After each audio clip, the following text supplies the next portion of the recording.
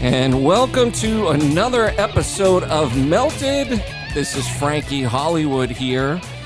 We have one of the best vocalists on the planet joining us today, Helen Hurd. She completely rocks, vocalist. She's done a lot of...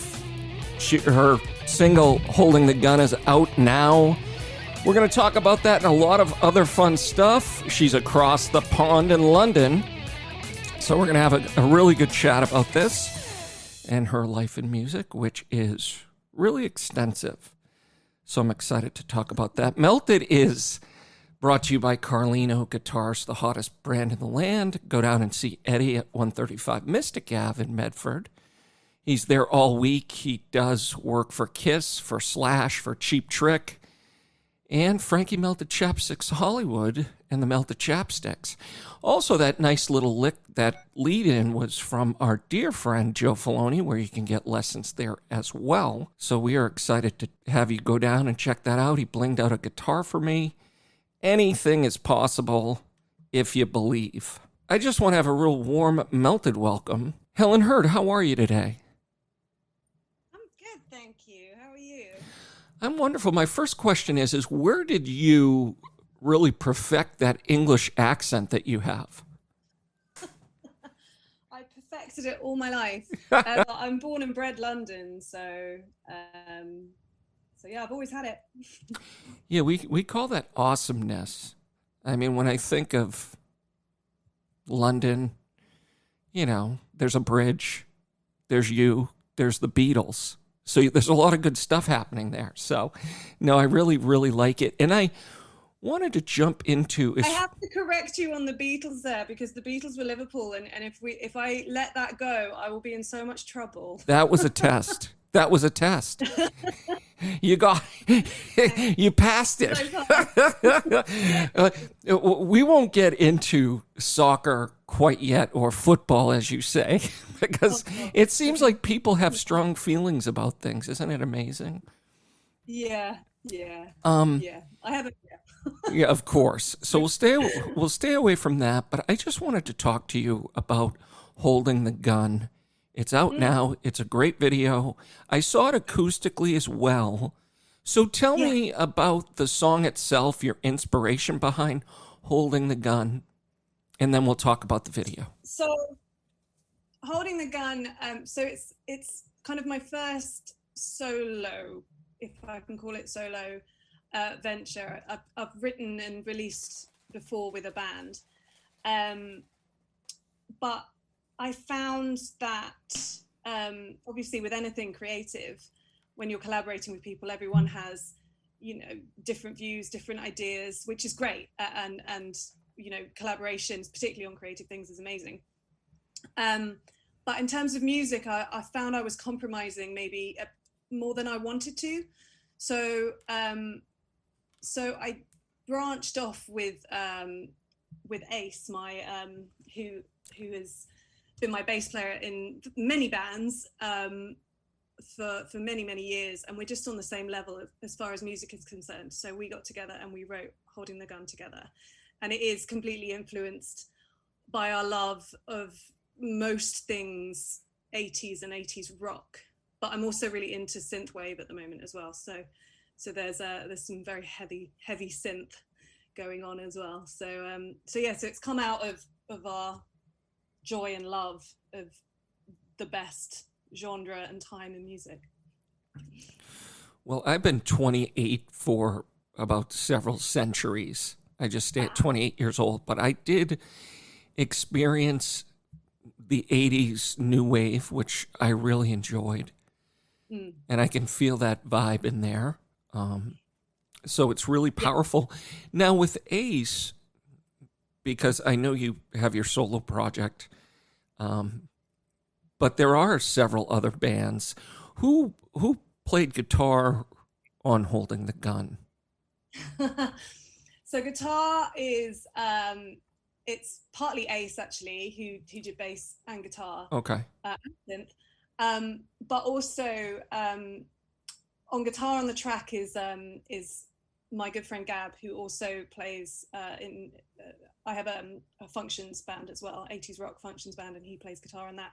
And he, although is 5 years younger than me, and I'm not telling you how old he is or I am, but he's 5 years younger than me, and therefore didn't experience the 80s in quite the same way as I did, but probably lives and breathes it more than I do. I mean, he just understands that kind of music. But also the kind of modern twist that we wanted to put on it as well, because there's a lot of great bands I didn't mention earlier, kind of particularly coming out of Scandinavia, like Heat and Reckless Love and all of that stuff. I love those kind of bands as well. So it's kind of a big amalgamation. Do you ever follow Thunder Mother? Have you ever heard of them? I have heard of them. I don't know them, I'm ashamed to say, that well. But No, they're going to be on my show. So are they? yes. God, I swat up. Yes, good stuff. Good stuff. All female, right? Is it all female? Yes. Yeah. And that's also, I wanted to talk to you about women in rock, and we'll get to that. But as far as with the music, so you collaborated with Ace. The lyrics, how does that work between you two? So I'm the lyrics pretty much, unless Ace or, in the past other people I've written with, unless they have a concept that they were thinking of, with the guitar riff or whatever, which I always try and incorporate. But this one was all me. I mean, they're not, it's not deep poetry, is it? But well, it does have a meaning, and it does. I hear a melody first over the, whatever riff we've started with, and then I might hear one or two lines, certain vowel sounds as well. I mean, music to me is all about building little building blocks, and as a singer, there are some manipulations. The words then become concepts, and then I build a story around that. I don't know. I feel like that's a bit backwards from some people. No, this is what it is, and something that you brought up earlier about collaboration. Again, bands are like marriages. I like being a Mormon. I wish I could sleep with more people. But in that, you do sometimes have 4 and 5 different viewpoints. So collaborating can be great. You can get good ideas. You can kind of work things out. But then there's other times where something really strikes you and you just do that. And that's all okay. It's not a right way, really. It's I lost you for a minute. I'm sorry. I lost you. I'm glad you found me. I'm looking for my inner child. If you get a chance, I just got my Irish citizenship. Yeah. Congrats. And what's really great, they're like, "Oh, you're just plastic Irish." I'm like, "Well, welcome. I feel a lot better now." Everybody, well, welcome. No, but my point is like with your collaboration, it's your art, so there's no set formula. No. And that's exactly okay. So I think it's great if you think it's backwards or not. It works. It's a great video, and it's a great song. Thank you. Yeah, I mean, I do think, and I think with anything creative, with dance, with music, with anything, there shouldn't be rules. There are rules, but there shouldn't be rules. Or maybe learn the rules and then break them. Because as you say, creativity, it's an expression. So yeah, you can't follow rules. No, my dad's a police officer. I get yelled at a lot, so cut your hair. So that was great. So this comes back to, did you do this during COVID? We actually worked on it quite a lot before. Okay. We spent a really long time on various songs. I mean, we've pretty much got a full album, but we spent a long time working together, getting them right, cutting them down, being a bit ruthless because some of them were, pushing 6 or 7 minutes, working out, what was us being really self-indulgent and what actually worked. And then it all stopped because we worked so much better being in a room together, obviously. And that stopped. So we had got the song to a pretty decent spot. And luckily we also had I think all of the instruments recorded. So it really was a case of mixing and pulling it all together during COVID. And then the video did come out from third lockdown, I think. We managed to film it. The police did rock up, but they were fine with it. So we weren't doing anything illegal. It was all good. Yes, walking that fine line. And with that, with COVID, I spent a lot of time working on different things, which was great. And lockdowns affect different people differently. My dear friend Chris, who is kind of like almost a pro baseball player, he got it and he almost died from it. So, it's just been a real tough thing. And then being across the pond, it's, you hear different things, but I'm not there. So for your experience, how tough were these lockdowns for you, especially as an artist? For me personally, they were tough, but I'm in a pretty good headspace. So, which I've worked on many years. I really missed the music. Of course, I was gigging, every week. And I really missed that. But actually, I was really surprised. What I missed more than actually playing the music and going on stage and performing was actually the people, the guys I played with, my band, the people that I saw every week. I really missed that interaction with them. I actually didn't miss the late nights. It was nice to have a bit of a respite. It was probably good for me. It was good for my voice to have a bit of downtime. But I also live in London, and London, I'm sure for many major cities, we all live on top of each other. We're all in flats, like one on top of each other. So when you suddenly start to tell people they can't leave their houses, I'm lucky I've got a garden, and we did actually have some nice weather last year. So it wasn't too bad. But for some people, I could see, and I could, you can feel the energy, you can feel the anger, and you can feel the desperation. And it did. I fully understand how hard it was for other people, and why, people were complaining because everyone was going to the beach. Well, I know, but that may have been the only open space that they could possibly get to. So it was finding a balance, I think, between not, obviously not wanting to spread this awful virus, but also wanting to keep a good headspace, because that's important for your immune system as well. If you lock yourself up. No, and there's a lot of different philosophies, that help me through. But between Zen Buddhism, I haven't had alcohol in 10 years for everybody's safety. Like I like to say, my hair turns water into wine. I just can't drink it.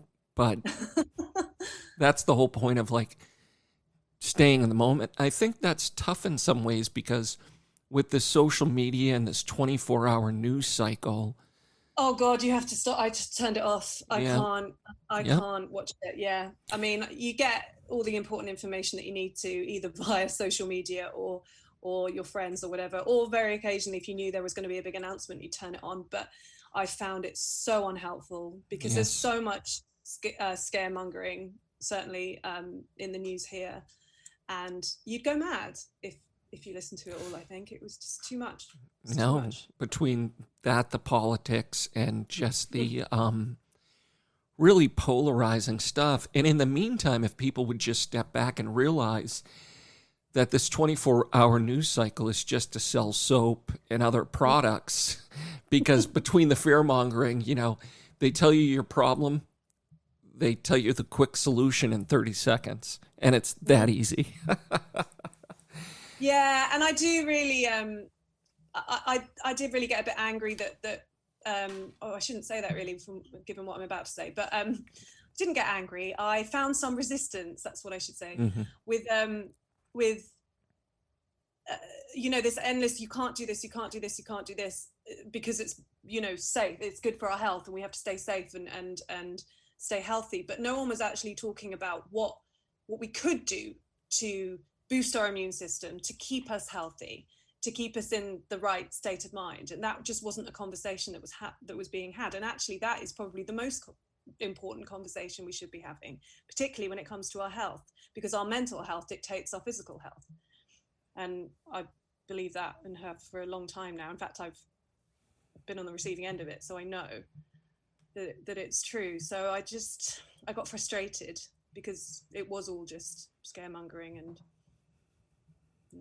No, absolutely. And I think that's why, it's great that you're making your art. And with that, you said, do you have a title for your album yet? I don't have an album yet. Well, I thought, because you said, did you say you have 8 or 11 songs? Yeah, we have enough songs for an album. I wanted to do an album, and I did look into it. But, it's tricky, especially without, I don't have a label behind me, and things get quite expensive, and you have to kind of work out where to spend your money. And the way people listen, it's a bucket list to have an album, to have a full album, of course, preferably on vinyl. But the people don't, some people do, obviously I do as well, listen to full albums, but that is not generally the way people listen to music these days, unfortunately. So at the moment, the most cost-effective way was to just get this one out because it was nearly ready and I was so keen to get it out, and then see what happens. And then I've got all these other ones, and maybe I split them into two EPs, or maybe I do an album, but I'm still working that out at the moment.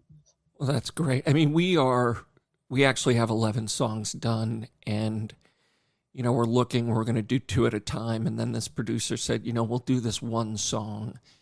And the point is, again,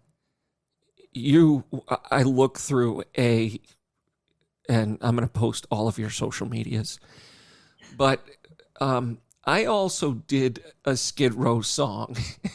We actually did the same Skid Row song, which is quite different, which my family, after listening to my version and your version, they actually wanted to ship me over and adopt you because I want to hear it. Oh my God. My mother said, Frankie, you sound better under your mask. She was grateful for COVID, but no, really, in listening to your covers, you have a gift. And so with that, I think it comes back down to the mental thing. You do what you can do. Yeah. Sometimes it takes longer than others.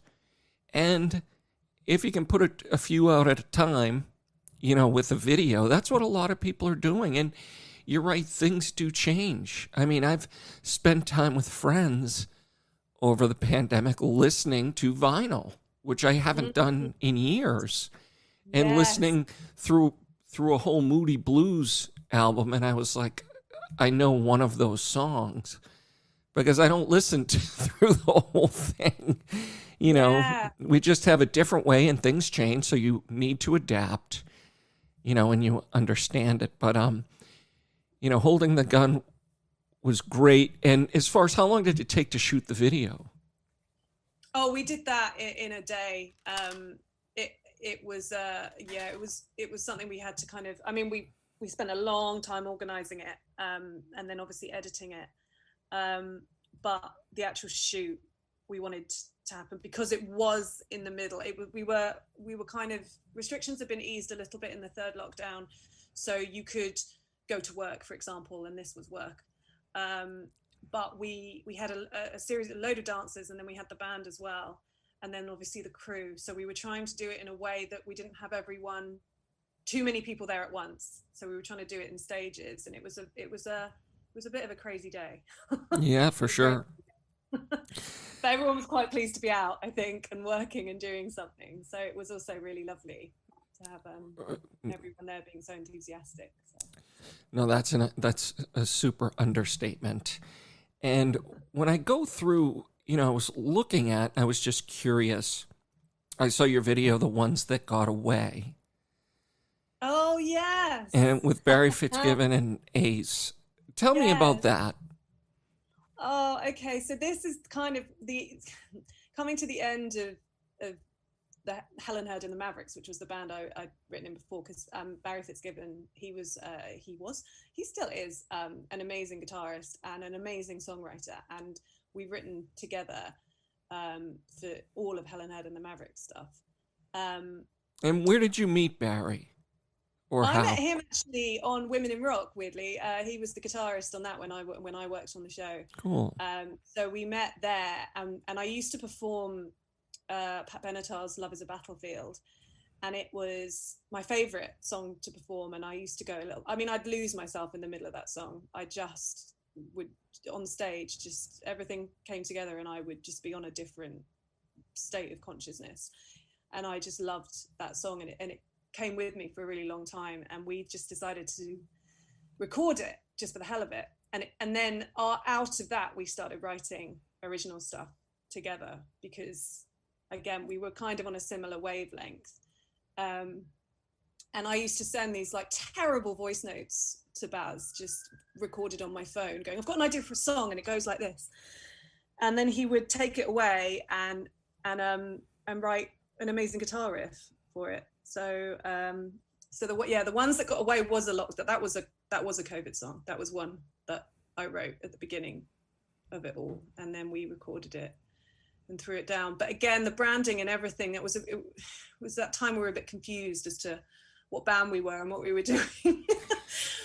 And I don't know, I think it goes back to all the rules. You get to a point where you've just got a really good product, particularly in COVID, where it's a bit confusing as to what's going on and how the hell you can promote anything without gigging, and it just got to a point where it was like, let's just throw this song out. I like it. We've done a good job. Let's just throw it out and see what happens. And that's what we did. Yeah. There's no video. No, absolutely. One of my guests, Sergio Michel, he put out a double album during COVID. So there are different thoughts on it again. Yeah. Well, written, produced and everything during COVID. Yeah, he did 19 songs. I was like, there you have it. So, it just depends, and it's great stuff. The other thing I wanted to comment on is I had looked at one of the comments on one of your YouTube videos. Oh God. Yeah. And somebody, and this is just to talk about, someone was complaining about the video because of it wasn't aesthetically pleasing or something like that.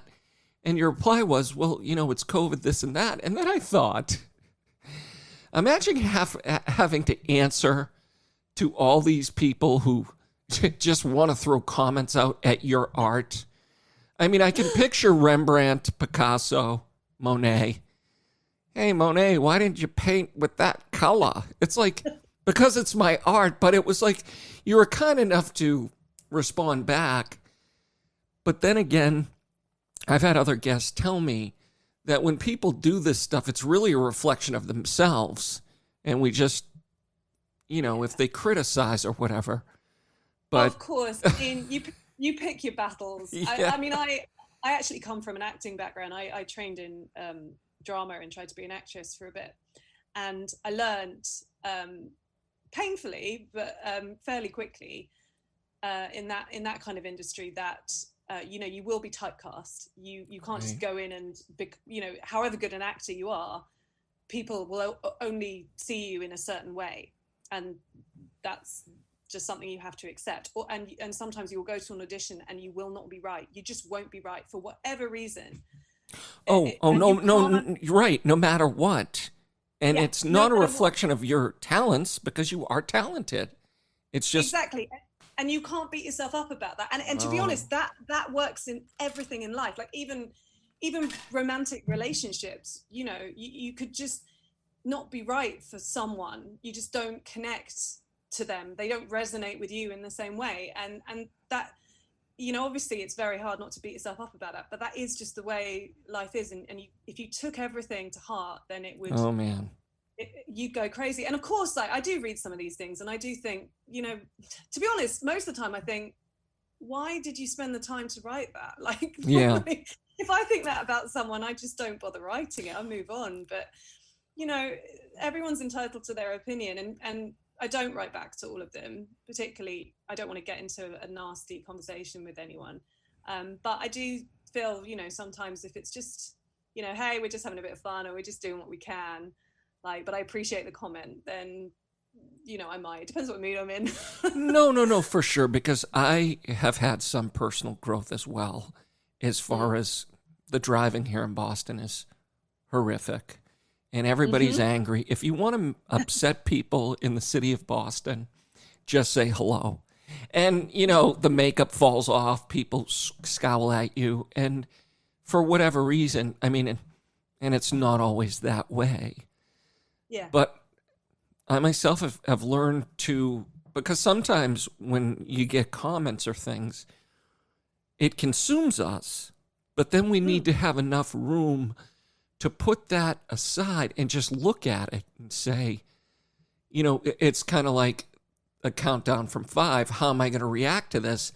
And then by the time you get to 1, you don't react. So I just thought it was interesting because. So you just won. Oh my God! Sorry. It's true. I just thought it was interesting just to bring that up as artists in general, and get your thoughts on it. Because I think it's obviously with social media now. I mean, God, I wouldn't want to be growing up with it. Let's put it this way. I mean, right. When you put anything out on the internet, you are opening yourself up to criticism, and you have to be aware of that. And I know I wouldn't have been strong enough when I was a kid, but kids are doing it, and I do feel for them, because you have to learn how to take it and how to react. Like you say, you've got to be in the right frame of mind to do it, and people can be quite nasty. Well, or you can grow up Irish Catholic and experience it full time. So I did that. Yeah. No, with that, a couple other things I was just going to say with your 7-minute songs. Any of those you could put Bohemian before and then the title, and then it goes on the radio. So, just put that word before that. Yeah, exactly. Wow, there's a lot of Bohemian, whatever your titles are. The ones that got away. The For sure. So the other thing is to tell me a little bit, because you have been in a lot of bands, and I just wanted the listeners to know which ones you're still involved with. We have Symphonic, Zeppelin, Back in Black, Eden's Curse. One of my favorites, Permageddon. That's what I look like when I wake up. So how many are you still in? Do you still stay in touch with them? Who knows anymore? I mean, Permageddon was my baby. Permageddon's mine. That's what started everything, really, from the acting. When I quit that, I just started that to really get my foot in the door, to just keep performing. But it kind of turned into something greater than I ever thought it would. And what's the word I want? I got very ambitious with it. And it's been probably the hardest thing I've ever done in my life, but an incredible learning ride. And it has led everything that's come after. So all the other bands was led by Permageddon, because that was the first. So that's still kind of ticking along. Does Ace play in that as well? Sorry? Does Ace play in that He one? does. Great. He does, yeah. Great. That's how I met Ace. He auditioned, and, oh my and God. I met him through that. And we've always we've always worked together. So and he's also obviously one of my very close friends. So so Permageddon's still going. From Permageddon, I got into Women in Rock, just because we played the same festival, so they were aware of me. So they approached me, and I worked with them, but it was quite a young band at the time, so it was building and building. And then from that, I got approached by Back in Black, the all-female AC/DC tribute. They're based in Switzerland. And they just needed someone to cover vocals for a year while their main vocalist was off. So I did that for a year, kind of touring over Europe, and that was terrifying because an entire set of AC/DC is hard on your voice, but really good fun. We played festivals with ZZ Top and I'm trying to think of the other people, Nana, and some really cool festivals. It was really good fun, and I still dep for them every so often. I'm hoping they're going to be in the UK actually really soon. So with that, how do you prepare? Like, that is some tough singing. You have the vocal range, but how do you prepare for that? Well, I mean, singing is obviously the voice is a muscle, as I'm sure you know, and you have to work it out like you would at any other muscle. So Permageddon gave me some good groundwork for that, because I was singing rock, 2 hours twice a week or 3 times a week. So my voice had got pretty strong, but yet it is still AC/DC, and some of those songs just go up and up and up. So I kind of said, and actually when my first ever gig with that band, I rocked up in Switzerland. I'd never met any of them. I rocked up for sound check and then just went on stage and did it. So I never had any rehearsal or anything. I just met them and did the gig. So I set myself quite a schedule in terms of learning the songs so that I could get through the gig without making any cock-ups. Well, right. The other thing is too, that's called professionalism. You did, and it is quite scary. I mean, when you think about it, different people coming into the band, etc. How are you going to mix? But they must have been quite confident in your abilities to invite you. So that says a lot about you. Yeah, I hope so. I mean, I was always terrified of just forgetting lyrics. That's my biggest fear. So I set myself a goal, because I'd worked out how many songs I had to learn, and I spent, one by one each day, like learning one song, learning the melody, learning the lyrics, everything, and then moving on to the next song the next day. And then I made sure I had at least 2 weeks at the end of it where I could jump around my flat while singing, because I move a lot on stage, and sometimes I'm more focused on flicking my hair around than I am on the lyrics. So those lyrics have to be... I do that around the kitchen, so I get it. My kitchen is not big enough for that. I'm going to hit my head off. Yeah, it's my perm. It keeps hitting it. So you took the 2 weeks. So you really prepared for it. See, that's the thing. Bruce Lee, the great fighter, one of the toughest people in the world, he got anxious before games, before fights. Tom Brady, 7-time Super Bowl champion. Everybody gets anxious. But it's good. It's adrenaline. You feed off it. Bruce Lee calls it an anxiety burger. Our friend from Liverpool, Ringo, he used to, every time he'd get on stage, he'd be so nervous that until he hit the first hit, then it all went away. Yeah. So, it's just something that can motivate you as well. But also, that isn't really a normal situation. But that's great, because in the family of musicians, obviously things come up. And, tours can be saved, by calling somebody up and making it happen. So how long did that go on for? You started in Switzerland and then...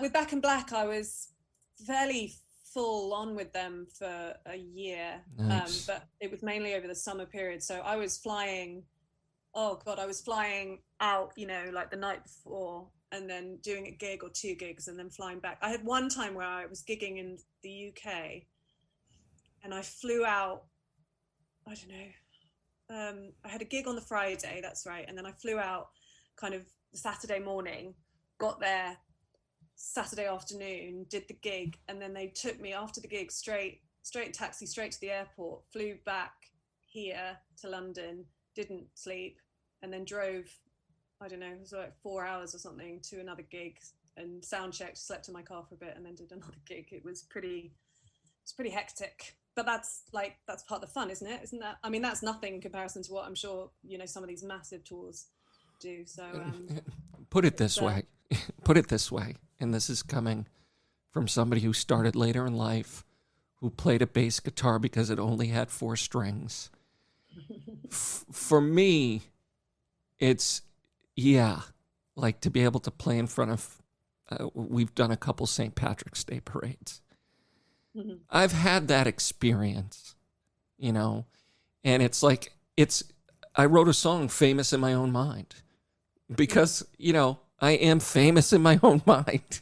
So it's kind of like, but I really admire, what you're doing, and any sort of that stuff is awesome. What a great experience. You've done it. So yeah, I think I do sometimes take a step back. I mean, I used to, Permageddon played the Bulldog Bash, which is a big biker festival.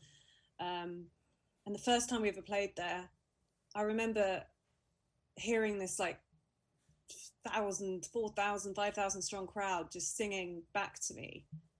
And I suddenly realized that this was something as a kid I've always wanted. And right. It really hit me. And, as you say, like, you may not be as famous as, I don't know, I'm trying to think of... Shakespeare. Is Shakespeare from London? Shakespeare, yeah, that's a good one. Okay, good. I've learned my lesson. In fact, it's funny you should say that, because my nephew did ask me if I was as famous as Shakespeare. And that's a yes. We've just confirmed it. That's awesome. So... And how many years have you been doing the Bulldog Bash motorcycle rally? Well, the Bulldog Bash finished, unfortunately. Oh, no. Yeah, I did 4 years, I think. I did 3 with Permageddon and 1 with Women in Rock. And then, unfortunately, they sold the play. It was on this big airstrip, and they sold it off to property developers. I don't think as yet they found another location. Because this is the other problem, I guess, with live music, particularly rock music as well. Everyone wants you to be quiet these days. Everyone complains. They build houses around these, great locations, and then everyone complains because you're being too loud. I mean, yeah, thanks for bringing my childhood up again. Keep it down. Well, it seems like when we look over, your solo career, all these wonderful bands, Permageddon, which you started. When and where was your sort of Led Zeppelin moment where you're like, wow, this is really awesome, and people are just like, I actually, as far as autographs, this gal gave me like 20 free coffees. So I put that up. I was like, okay, I am famous. I could go to Cafe Nero 20 times. I'm a star. But for you, I mean, traveling around Europe, it sounds groovy. Everything is a little more glamorous in somebody's mind than not. But sort of, what was your Led Zeppelin moment so far? Well, I think when I started Permageddon, I felt like I was the weakest link. I felt like I'd somehow managed to surround myself with these incredible musicians, and I was the weakest link. But fake it till you make it. Yes. I just kind of went along and carried on, and I got stronger. My voice got stronger. I got stronger as a person and a performer, and I learned so much from those days. But I never really. I've always suffered a little bit from lack of confidence, particularly with my original stuff. But I think it was when people did start to approach me to, if I would, like to sing in their band, and then I thought, oh, maybe I'm not that bad. Maybe I'm all right if people want to work with me. And then the one that took me into writing. I mean, I'd always written my own songs, always as a kid. I've got all these lyrics and probably terrible cassette tapes recorded somewhere from when I was a kid. So I've always written songs, but I was always a bit nervous about throwing them out. And I think it was when I worked with sCurse, when they asked if I would join them on quite a few tours to so they've got a couple of duets, and they would invite guest female singers. And when they asked me to do that, and they have just the most wonderful fans, that band, and these fans were then seeking me out and liking the things that I did. That's when I went, well, I've got an audience here, so maybe I can actually say something. And a lot of them have stayed with me, and they're just wonderful, lovely, supportive people, and it's great to have them around. Yeah, that's awesome. It's really appreciated, and it's, again, your musical expression, your feeling, and that's why you can always, when I talk to different artists, they would tell me, oh, I wrote this guitar riff 2 years ago or 5 years ago, melody, lyrics. Somewhere along the line, you can go back and use it, which is great. It's kind of a library for you. Yeah, I mean, I look back on some of those lyrics that I wrote as a kid, and I almost don't recognize that they're from me. It's almost like, in fact, I kept a diary from the age of 13 up to 18, and I reread them last summer because I had nothing else to do in lockdown. And obviously it was incredibly cringeworthy, but also there were just some things that I just didn't recognize as me. And I think sometimes, particularly when I was being really creative, it's like you go to a zone, you go to like a space in your mind that you access. And so even now, sometimes I look back at my lyrics that I wrote last year or something and go, wow, did I write that? That's a bit nuts. Right. I kind of look at, again, whatever you're going through right now, it's real to you. It's real to me what we're going through. But the good news is there's 100, 200 million people going through the same thing. In other words, that doesn't diminish what you went through or what you're going through. It just means that you're not alone. Yeah. So if you think about, the different obstacles you faced, etc. Hey, someone else is going through this. I'm going to make it. So, we just be as positive as we can. It's also to have the foresight to sometimes, change is always constant, and sometimes we look at it as a bad thing. But in some ways, it's, again, growth, and, people move in and out of our bands, of our lives. They, come back and forth. So it's just kind of recognizing that. Absolutely. Yeah. And everything that, everything that you would say is bad or negative that's happened, if you can look back on it and see where it's taken you, you hopefully can actually see that it was necessary to take you where you are now. And I know my faults, and I know what I struggle with, particularly when it comes to being creative, and it's so hard you fall down that rabbit hole where you're just wondering, is anyone going to like this? Or maybe I should write it this way because people won't like it. I can't tell you how many times people have told me to stop singing rock because rock is dead and people don't want to hear rock anymore. But that's what I want to sing, so I'm going to keep doing it. And I don't. But it's very easy to listen to that too much and go, oh, maybe I shouldn't sing rock anymore. Maybe I should do something else. But you just have to hold true to what you feel is right, what you feel is right, and what no one else feels is right. Well, at the end of the day, really, it's how you feel. Yeah. Because, you have the voice to be able to do any sort of classical. I listen to a lot of your covers. You've covered superstars. I will do that as well. There may be a different punk outcome. But for me, I've done it. So, but really, your happiness lies in 80s glam rock / whatever you want to do at the time. Yeah. So you should be proud of yourself, because other people, again, that's fine. But A, you're not me, and this is what I'm doing, So, I appreciate you bringing that up, and I'll, take constructive criticism or people's thoughts, or, somebody in their basement asking you why you didn't, put another disco ball up there. It's like, well, you're not the producer of the show. I'll keep that in mind. And then your next music video I called will take it on board. Thank you very much. called Bohemian Lockdown Meltdown that runs for 25 minutes. With 50 disco balls. It's like, we can go all sorts of ways. So what has been the largest crowd you've sang in front of? That would be, we did the Rugby World Cup final in 2015 when it was in the UK.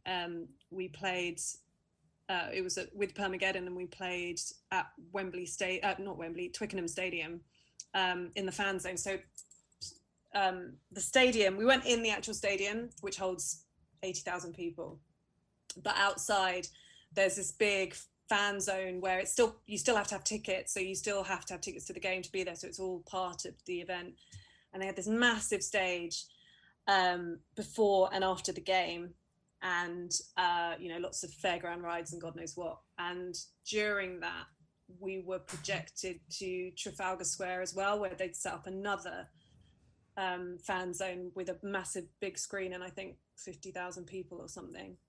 But they didn't tell us that they were going to do that until I think like 2 days or the day before.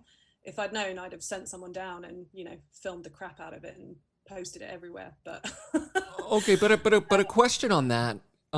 Did you realize how large the crowd was going to be? I was told beforehand, but I tried not to think about it. No, absolutely. I just think that's interesting because I talked to a band, The Dives, and they toured with Kiss in England and Scotland and some of Europe. And they had never been in front of crowds at the O2 Arena, etc. We sang a little faster, and then I go, "Did you get used to it?" He goes, "Well, after 10,000 people, it's like, besides guys screaming, 'Get on with it,' or whatever you say over there, as a reference to get on with it." Lads, get on with it. So yeah, I mean, that must did you have the butterflies? I ride off it now. I don't I think if it had happened a bit earlier, then I probably would have absolutely lost the plot. But I got to a point where I think anything that could have happened or could have gone wrong on stage had gone wrong. And I'd got to that point where I still got nervous, but I also was very, very confident that anything that did happen, we could get ourselves out of without hopefully too many people noticing. So I didn't feel too bad. But if I thought about it, if I really sat there and gone, God, there are so many people watching, and not just the people that I can see right now, then I would have lost the plot. So I tried not to think about it too much and just focused on having fun. Because again, if you're looking out just to the front and you see those people having fun and you're having fun as well, then hopefully everyone else who's watching is also having fun. But you just have to assume that and not think too much into it. No, for sure. And I really appreciate that message. Having fun. Isn't that a novel concept? Because it's deadlines, timelines, producers, click tracks, etc. Are we having fun yet, Helen? So what sort of, have you had, different sort of malfunctions on stage? Loads. Yeah. Loads. Yeah. Horrendous ones where you just want to curl up and you'll restart the song. But I was, I've taught as an actor, but also, you tend not to point out your mistakes unless they're so bad you do have to restart a song. But I learned that in fourth grade. Yeah. Massive stars do that, and it's funny because so long as you're in on the joke, as long as the crowd knows what's going on, or they love it. Yes. So I think sometimes it's okay, but there have been times where I've gone along and tried not to act like anything's gone wrong when it clearly has. But you'd be amazed what you can get away with, and people don't notice. No, Eddie Van Halen said his father told him, if you do something wrong, do it wrong again if you want. You can just smile. You can just ignore it, because actually you're the one that took the time out. I call it the early years for myself. And, as a lead singer, I actually helped my drummer carry his stuff. I will never admit that publicly. But it's the early years. So it's like with you, this is just a part of it. And I think, again, I don't know what happened with the systems in our life, but the critical voice, whether it's inside us or the schooling that tries to strip away all your creativity and do everything a certain way, that's, I think, where the judgment comes in, let alone, But I think by its very nature, what we do is there is an element of ego. You want to be liked. You want people to like what you're doing and how you're doing it. And if you cock up and something goes horrendously wrong and I hate people laughing at me as a kid. I hated being of course. I would run out of the room crying if my parents laughed at me. Yeah. And I've had to, obviously I've calmed down a bit with that. I had to with acting and things like that. So you have to be thick-skinned, but you also, you also have to either laugh along with it or just, I can't remember my point, but no. It's a very valid point because it's a part of it. It's, again, I can't control people, places, or things. Yeah. All I can do is control how I act towards it. How I feel. Yes. So they don't pay me enough money to stay in my thoughts, in the flat in my brain. They're not paying me enough to stay there. So it's kind of like the philosophy of Buddha's second arrow. Have you ever heard of that? No. Okay. So you get hit by an arrow. Obviously, we don't want that to happen, but it's something happens and it hurts you, whether a breakup, loss of friendship, loss of money, lost your wallet, lost your phone. You get hit with that. That's the first arrow. The second arrow is for us to continually obsess over it. So it's just about like that. I went to Guitar Center one day and the guy was literally a jerk to me for no reason. I went back another time and I spent 20 minutes thinking about it. Like, I should have gone to the manager. I come back on a separate occasion. The guy is equally rude to me. And I said, you know what, buddy? I'm best friends with your manager. So I walked in and I talked to the manager. And I said, look, I took my little mask down. It's Frankie Beautiful Chapsticks Hollywood. And he goes, Frankie, how you doing? I said, I don't know what's going on here. So then 3 months later, I went to strap locks for my bassist. And on the way over to this same store, it came up. I thought, is the guy going to be there? And spent about 15 seconds. And then I said, you know what? He may not even be working. I get to the store. I go up. I ask for strap locks. He gives them to me. It's the same guy. Nothing happens. The manager walks out. So a lot of times we also think about the worst happening, and it never happens 99% of the time. Yeah, and I've been guilty of doing that. Yeah, and it's just being aware of it. The thing is it's just the real human condition. What I do love, also, I just wanted to touch on this before we depart, is I really appreciated Lockdown Meltdown, which I want everyone to watch. It is a parody. It's wonderful. That's why I didn't do video today, if you saw my hair. But just the way you took, the tape to do your eyebrows, and it's just like, I haven't showered in months. It's just really, how did that come about? It was really humorous. You're probably at, we're just at the end of this. And it was really healthy because that's what humor is. So. Yeah, I'm glad you liked it. That was the point of it, was just to raise a smile.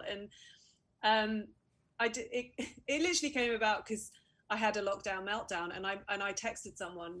I can't remember why we were texting, but I just texted him going, I'm having a lockdown meltdown. And then it just made me think of the final countdown. Yeah. And then I had that idea, and I kind of voiced it to a couple of friends. And I do have this thing, and maybe it's not a good thing, maybe it is part of my insecurities, where if I voice something to someone and they don't get super enthusiastic about it, I decide maybe it's not a good idea. And they didn't get super enthusiastic about it, so I kind of put it on the back burner, and then I just couldn't stop thinking about it.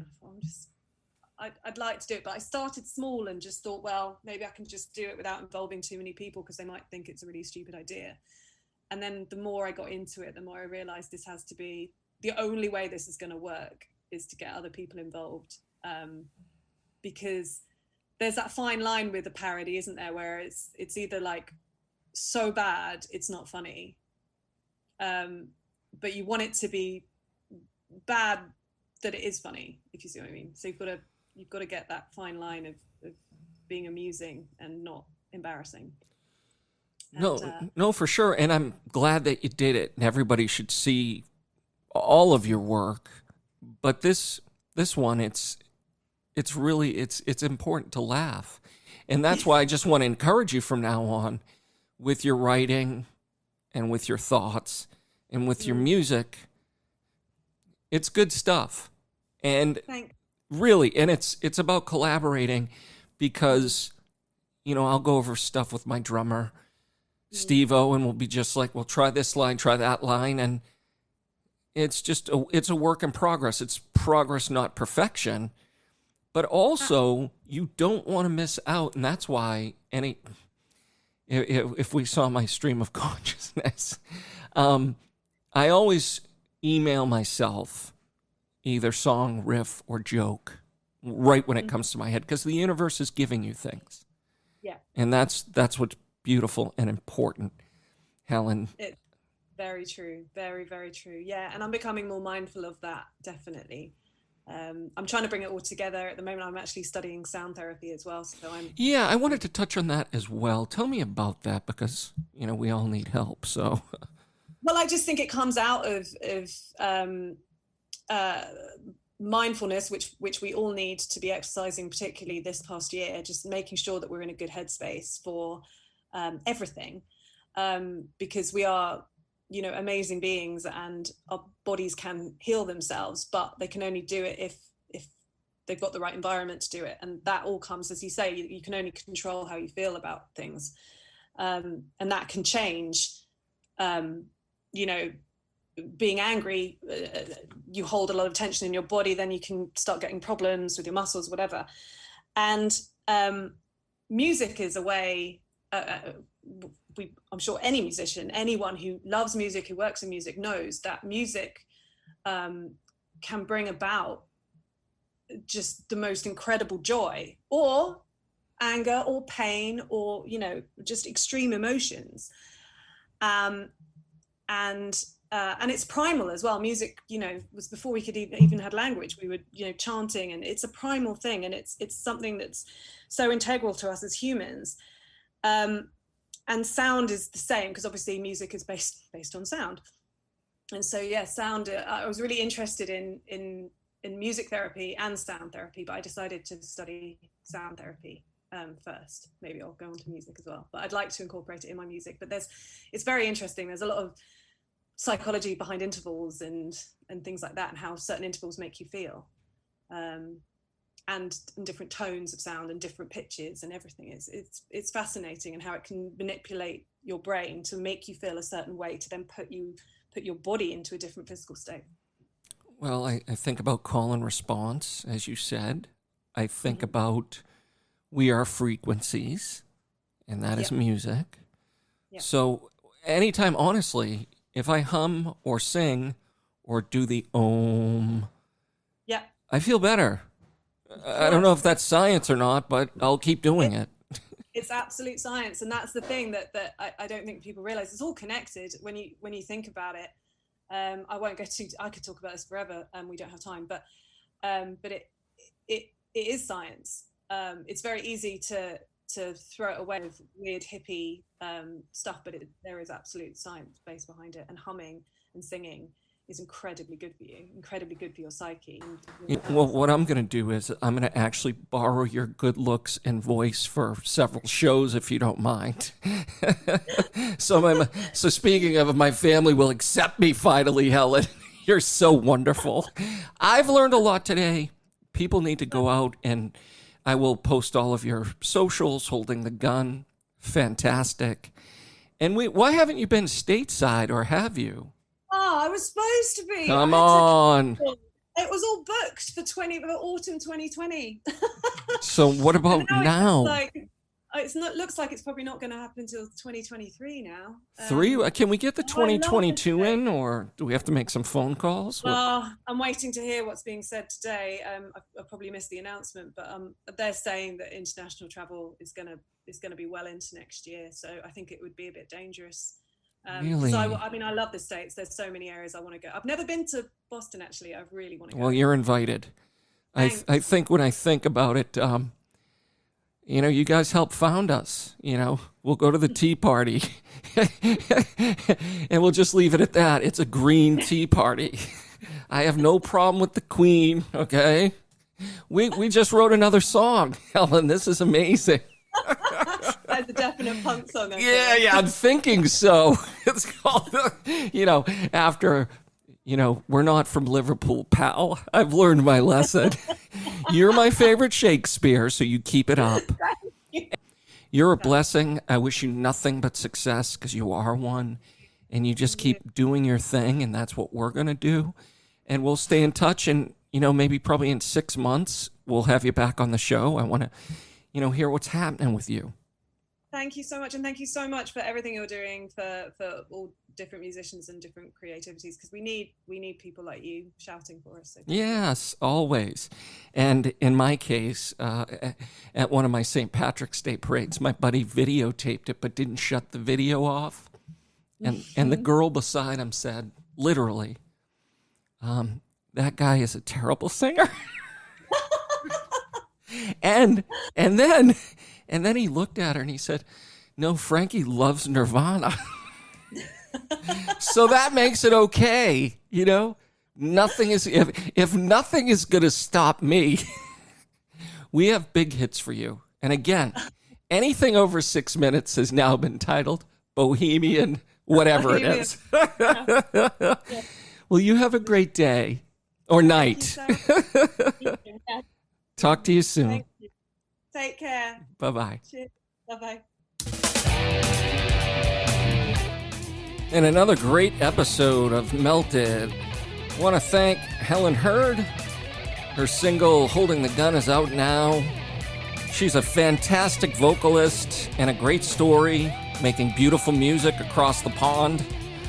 I've learned the Beatles aren't from London, but Shakespeare and Helen Hurd is. She's fantastico.